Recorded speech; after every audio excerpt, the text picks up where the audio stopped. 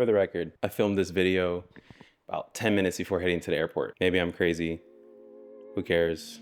I just really felt like I needed to get it done. In this video, I'm gonna break down how we did the mentality ad. This was actually one of the first commercial pieces I did that broke me into the commercial space. It was a part of a two-part thing that I did, which was self-funded ads that would propel me into what I want to be doing. I enjoy fitness, fashion, and entertainment/music. And so in 2023, I decided to do two pieces that would kind of propel me into the space. The other was kicks and froze. Let's talk about pre-production. Again, this was like one of the very first things I did that was something crewed out with pre-production and all the planning.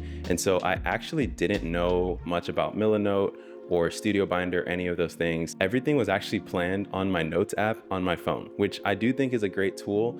However, I will admit, I don't think I did nearly enough planning for this specific commercial. I used my Notes app in order to write down all my ideas and concepts, which included the main premise of the ad, as well as the crew that I wanted to ask to be on it. Once I had that list, I started reaching out to my friends and people that I wanted to pitch in and just help bring this to life. It was a pretty small crew. It was just myself, Joshan as the DP, Hunter Villano, as well as Ali as our first ACs on separate days.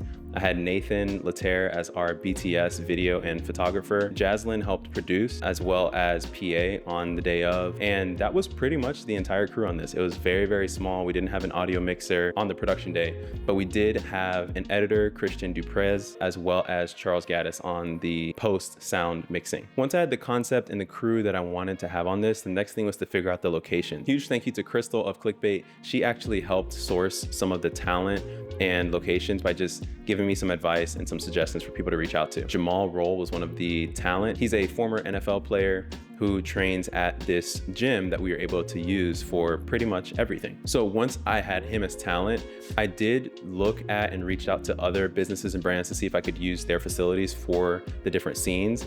But after scouting the gym in Gastonia, South Carolina, I realized that that was the perfect location. Side note, Cadrage, this is not sponsored. Cadrage is an amazing tool that allows you to just plan and prepare and see how shots will look out of your camera.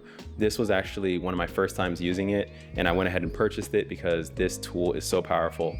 Not needing to bring a camera to lug around to scout things is really, really crucial and such a big help. So talking about the shoot day, we shot this in Gastonia on a pretty cold day. We loaded in everything. It took a pretty long time to get everything loaded in. It was a lot of lights, a lot of camera equipment. And I had rented the URSA 12K for one of my first times personally renting it out to use it on a passion project. It was amazing. So Hunter built out the cam while me and Joshan walked around and just kind of like plotted where we were gonna start, how we were gonna shoot everything and light it, which again, could have done a better job in pre-production, but didn't plan a shot list as well as storyboard and make lighting plots. So we really were just walking around figuring it out on the fly, which ended up taking a lot of time, which ended up biting us kind of in the end. It ended up being a very, very long day. We ran pretty far behind, and this was a huge learning lesson for me and just how productions need to be planned and all of that. We started off filming this jump roping scene. We put I believe a 600D outside of the doors so that there was like nice backlight flowing in. We hazed the room to get that beam of light, and we added a 300C, an Amaran, that was giving us that slash on the wall right behind the subject. And then from there, it was just Joshan camera operating and moving to get different shots, whether it was wide, shooting through the door.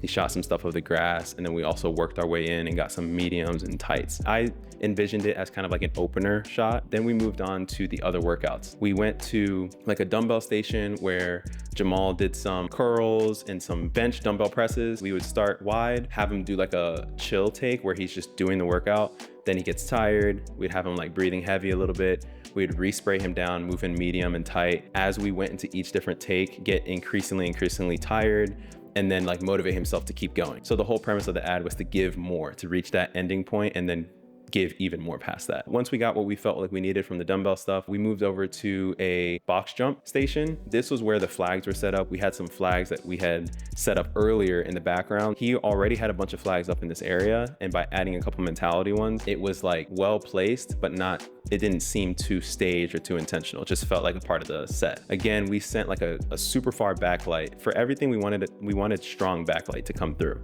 which I don't know if I love the lighting on everything, but it was my first time and we were just kind of like messing around. So we sent I believe a 600D way in the background that was backlighting the flags as well as the box jump area.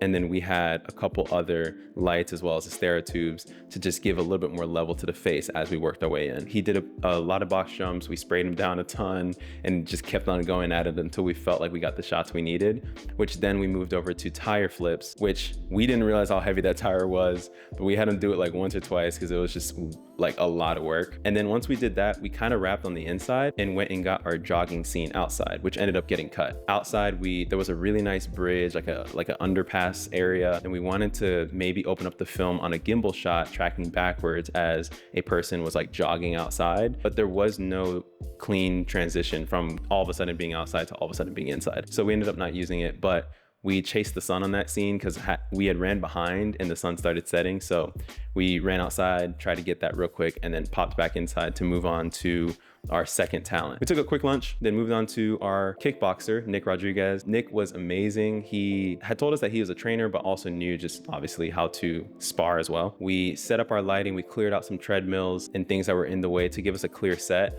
And again, we set up our strong backlight as well as some side light to just keep the scene lit. And then we walked in Astera for some eye light and just lift on face and whatever else. On this, he really just went at it and we got our shots. We got really creative. Joshan was just like feeling it out and kind of seeing what he wanted to do, whether it was some whips, push-ins, run-ins. We did a bunch of that. We also shot some stuff on gimbal on the 6K Pro, and that allowed us to just get some movement, whether we were running through a door or like running all the way in. So we did a bunch of that, a lot of close-up wides, punching into 25 on the 12-25 DZO, and just getting really, really cool shots. I loved how these turned out and I love the energy. And we made sure that Nick was sprayed down really heavily so that the sweat was flying off of him as this was happening. So once we got a bunch of kickboxing shots with him and some shots of him like wrapping his gloves as if he was like getting ready to start, we kind of wrapped. Like that was pretty much it with him. And then we tore down and got out of there after our single day shoot. Once I passed it off to the editor though, Christian let us know at a meeting that he felt like it wasn't enough footage. And so we actually ended up planning another shoot day with talent who ended up being the voiceover as well. And so we planned a second shoot day. We had an amazing guy, Fitz, who just brought the whole vision to life. He had that like grit, that grungy feel. It just added to that fitness vibe. We dressed him up in some mentality. We had him like wear some chains and rings to just kind of like bling it up. From there, it was a pretty simple shoot day. We just did a bunch of takes, whether it was on gimbal with the 6K Pro or handheld on the URSA 12K. We did some takes wide, we did some medium, we did some tight shots. And then again, Joshan got super creative and just got some extra flavorful things and slow-mo and other stuff that just really added to the whole film and gave Christian a lot of material to work with. From there, we moved into post-production. I passed off all the footage to Christian and explained the vision and kind of just let him run with it. He absolutely brought the vision to life. It was amazing to watch. We went through a lot of versions of it. Some of them that were just Christian tweaking things, and then some of them that were myself and Joshan and whoever else sending notes back to Christian. And after a while, we finally arrived on our final. Now, this took a long time just because this was a passion project. That year, especially end of year, got very busy. And so it took a very long time to finally be able to like sit down and get this project done, whether that was on Christian's end or my end. It was just a passion project. So no, like we couldn't be in a rush to get it done and we wanted to do it well. Once the edit was finalized, then it got passed off to audio, where Charles Gaddis took over and just did an amazing job with Foley audio, as well as just sound mixing and bringing everything together. Nobody's born a champion. It's the fire of self-doubt and a relentless pursuit that forges winners. It isn't just a battle against the body, but a war against the mind.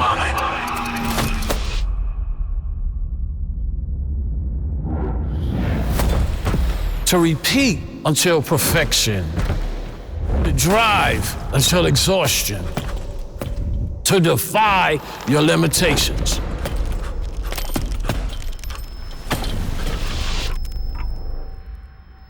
And when you feel like you have nothing left to give more. Then it got passed off to myself, where I chopped up the scenes and did the coloring. The coloring was done fully with Dehancer this time. There was no buttery LUTs, conversion LUT. I used the native built-in, like full plugin for Dehancer and just converted the footage with it, and then went through a series of transformations that I'm gonna include here. It included, I believe, 3 film stocks, some halation, some bloom, and then a lot of film grain that kind of just tied it all together. We decided to go black and white. It was inspired by Christian. When he made the cuts, it had like this black and white with a hint of blue in the shadows, and I kind of used that as inspiration to bring the final color to life. So yeah, I'm super happy with how this turned out. This was a project that in my mind was this crazy concept. I had never done like a commercial project with the full crew, and so it seemed impossible to me, but I just wrote it all down in my note sheet and told myself, let me just find people that can help me bring this to life. And so thank you to every single person on the crew. Although it was small, it was mighty, and everybody really helped to bring this project to life. The lessons that I learned from this: 1, how important pre-production really is. Not just coming up with an idea and a concept, but actually sitting down and planning the process of like what it's gonna take to actually bring it to life. That is something you can't skip, you can't miss it. And even though I did a little bit of pre-production, I didn't do enough to really like bring all my ideas and concepts to fruition. So I would say lessons learned: pre-production needs to go way deeper than where I went. Also, just communication with client. To be completely honest, I wasn't very upfront and good in my communication with Mentality about the process of like this project. It was just a self-funded ad. I think some of the like communication between us didn't go well, and it kind of like soured the relationship with client, which sucked. But at the end of the day, this was going to be a spec piece, maybe something that a client wouldn't see anyway. It's just something that I put out to show my capabilities. But at first I believe Mentality was going to use it, and I don't think they ever ended up doing it. It's just one of those things where when it takes a year to produce a project, I can see how things can fall off, especially when communication isn't the best. Make sure throughout the entire process you communicate with client to make sure they understand the expectations, and you can just manage your client as you go. But yeah, I'm very happy with how this turned out. I learned a lot about productions and how to do commercials. This was before a lot of the things that you've seen on this channel, on my pages, and on my website. This was actually one of the first ones that really catapulted me into the world of making commercials. If you're thinking about getting into this space or doing similar projects, I highly recommend to do a self-funded project. It doesn't have to be something expensive. Just gather a crew, get your friends together, find people that can build on your vision and help make it even better than you can yourself. Because once you start working with crews, that's really the key to unlocking better projects, because you can't be the best audio mixer, you can't be the best DP, you can't be the best camera op, you can't be the best director. So hire other people and get other people to help you make that happen. And once you do it for, yourself as a self-funded project, you start to learn the ropes, and then you can use that to promote yourself and get other business. So yeah, that's pretty much it. If y'all got any questions or comments, statements, whatever, if you hated it, let me know in the comments. Thanks for checking it out. Peace. Let me go to the airport now. I don't got no time. I gotta run.